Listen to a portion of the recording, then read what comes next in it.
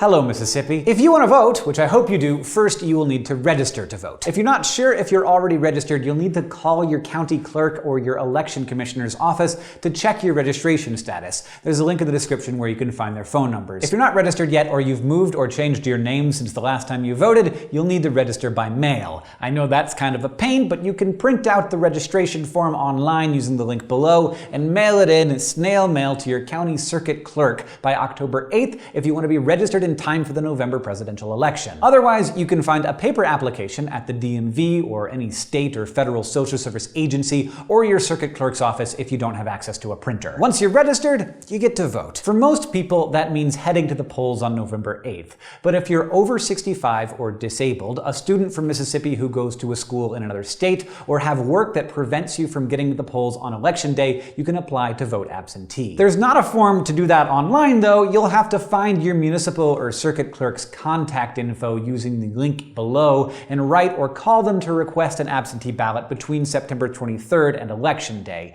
The sooner you do it, the better, so that you have enough time to get the ballot in the mail, fill it out at your own pace, and send it back by November 8th. For everyone else, you can go to the polls between 7 a.m. and 7 p.m. on November 8th, and there's a link in the description to figure out where you need to go to vote. You'll need to bring a photo ID with you, like a driver's license, state ID, passport, student ID from a college or university in Mississippi, firearms license, or tribal ID. If you don't have any of those, you can get a free voter ID card at your circuit clerk's office during normal business hours. Their locations and hours are in the links below, as are phone numbers you can call if you have questions or need help with transportation to get a voter ID. Closer to election day, you can go to the link in the description and look at a sample ballot that will tell you everything you'll be able to vote for. Now, you don't have to vote for every single item on the ballot. You can leave things blank if you want to, but your local elections can be very important, so it's worth checking out what's on there ahead of time. You can even print out a sample ballot and bring it with you to the polls so you don't forget how you wanted to vote. For example, maybe you can vote to make it easier to vote in Mississippi. It is one of the hardest states to vote in. I'm sorry about that. All of the links you need to check your registration and polling locations are in the description. Thank you for voting.